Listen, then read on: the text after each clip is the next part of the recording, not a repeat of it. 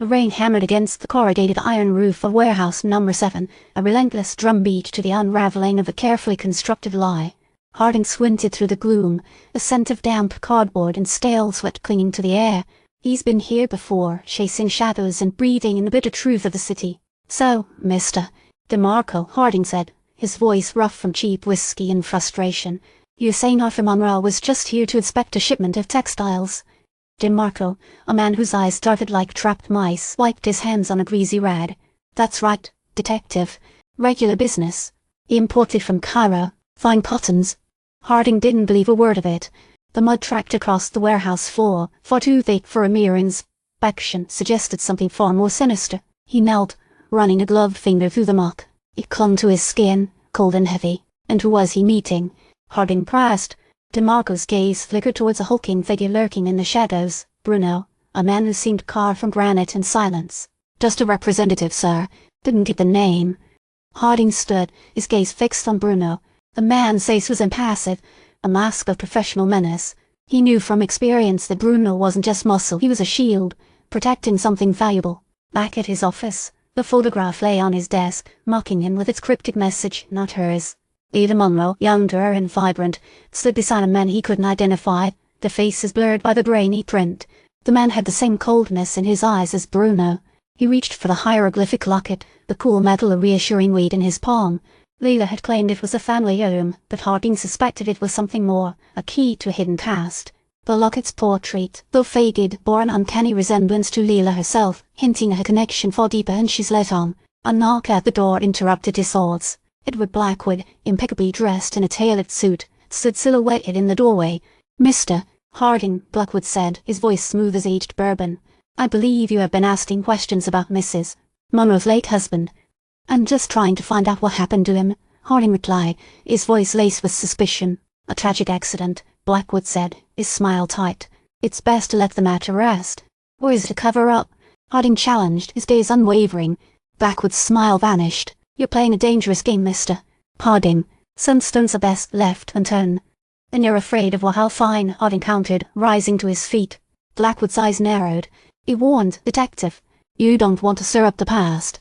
He left, the door clicking shut behind him, leaving Harding alone with his thoughts and the unsettling feeling that he was wading into something far deeper than he initially suspected. The next morning, Harding paid a visit to the docks, this time bypassing Demarco and heading straight for the shipping manifests. He found what he was looking for, a discrepancy.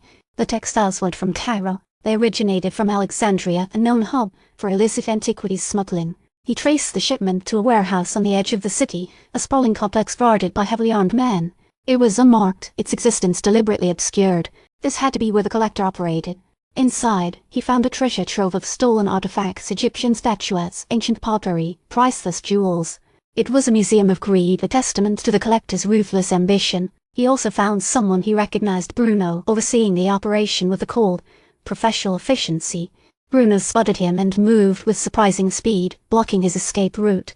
"You shouldn't have come here, detective." A brief, brutal fight ensued. Harding, still hampered by his injured ribs, fought with a desperate ferocity. He managed to disarm Bruno, but the larger man retaliated with a savage blow to the gut. As Harding crumpled to the floor, a voice echoed through the warehouse. "Impressive, detective, but ultimately futile."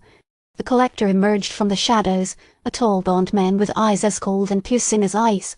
He held a small, ornate box in his hand. Inside, nestled on a bed of velvet, lay the hieroglyphic locket. "You're quite observant, Mr. Harding," the collector said, his voice smooth and condescending. "But you failed to grasp the full picture. This locket isn't just a family heirloom. It's a symbol, a key. It unlocks a secret that goes back centuries." He revealed a hidden compartment in the locket space. Inside was a single photograph. It showed Lila Monroe, young and beautiful, standing beside a man who looked strikingly similar to the collector. They were embracing, their faces radiating a mixture of love and betrayal. "Lila and I," the collector said, a hint of melancholy in his voice. "We had a history, a shared past. She orchestrated Arthur's disappearance, stole the artifacts, and framed him for the smuggling operation. She wanted it all, detective. The wealth, the power, the legacy." Harding stared at the photograph, the pieces finally falling into place. Lila Monroe wasn't a grieving widow seeking justice. She was a calculating mastermind, manipulating everyone around her for her own gain. "You're wrong," Harding rasped, struggling to sit up. Arthur wasn't frame. He knew too much. Lila had him silenced. The collector smiled, a cruel, predatory expression. "A clever deduction, detective, but you're too late. Lila is already gone. She's sailed for Europe with the artifacts, leaving you to clean up the mess." Suddenly, the warehouse doors burst open. It was Sal Demarco, accompanied by several police officers. He pointed directly at the collector. "He's the one, officers! The collector! Arrest him!" Harding watched as the police swarmed the collector, arresting him. He knew this was a genuine act of redemption. Demarco was protecting someone else. He'd been bought off. As he was helped to his feet, Harding saw Lila Monroe standing in the shadows, watching the scene unfold. She gave him a single, knowing smile, before disappearing into the night, leaving him with the bitter realization that the case was far from over. He had to find her before she vanished forever, taking the truth with her.